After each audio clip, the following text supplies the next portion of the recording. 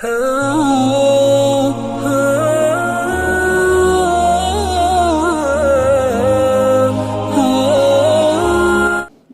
ونصلي ونسلم على رسوله الكريم اما بعد فاعوذ باللہ من الشیطان الرجیم بسم اللہ الرحمن الرحیم۔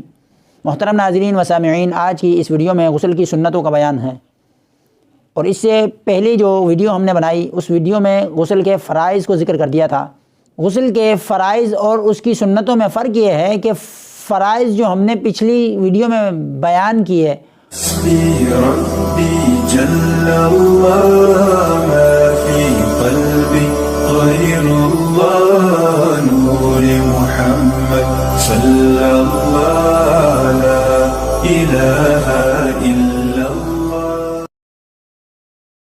ان فرائض میں سے کسی ایک فرض میں بھی کمی ہوئی یا کوتاہی ہوئی تو غسل سرے سے ہوگا ہی نہیں۔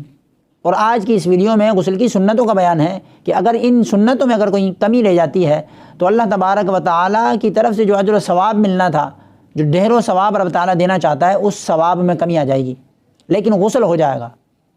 تو مکمل طور پر کامل طور پر غسل کرنا ہے تو فرائض کو پہلے بنیادی طور پر اس کو دیکھا جائے کہ اس میں تو کہیں کوئی کمی نہیں ہو رہی۔ جب اس پر مطمئن ہو جائے تو پھر اس کے ساتھ ساتھ سنتوں کا بھی خیال رکھیں۔ تو غسل کی سنتوں میں سب سے پہلی سنت یہ ہے نیت کرنا۔ نیت ویسے دل کے پختہ ارادے کا نام ہے کہ بندہ ارادہ کر رہا ہے غسل کرنے کا، یہی اس کی نیت ہے۔ غسل خانے گیا، غسل کیا اس نے، تو جب اس نے ارادہ کیا تو اس کا یہ ارادہ ہی اصل میں نیت ہے۔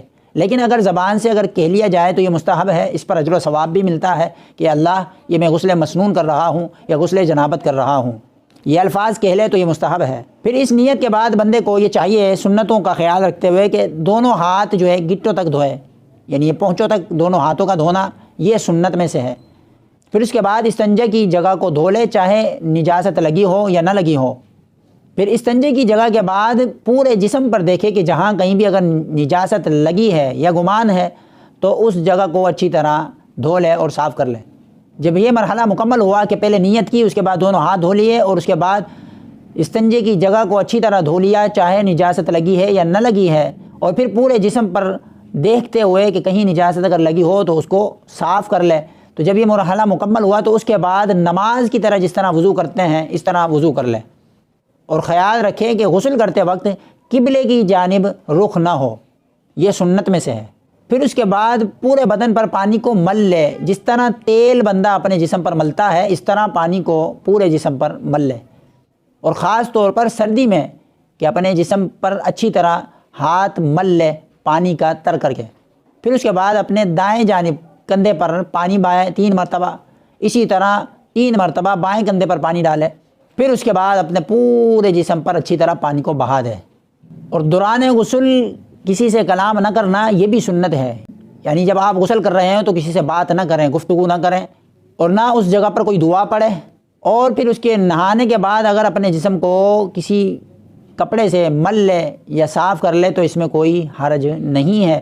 یہ غسل کی سنتیں تھیں بنیادی، جس کا ہمارے پاس علم ہونا ضروری ہے۔ اور جیسا کہ ہم نے شروع میں ذکر کیا کہ فرض وہ ہے کہ جس میں کمی کوتاہی کی کوئی گنجائش نہیں ہے۔ سنتوں میں اگر کوئی کمی رہ جاتی ہے تو اللہ تبارک و تعالیٰ جو اجر و ثواب عطا کرنا چاہتا ہے اس اجر و ثواب میں کمی آ جائے گی، لیکن غسل آپ کا ہو جائے گا۔ اللہ تبارک و تعالیٰ ہم سب پر اپنا خاص رحم و کرم فضل فرمائے، احکام شرع سمجھنے اور اس پر عمل کرنے کی توفیق و رحمت فرمائے۔ وما علینا الا البلاغ المبین۔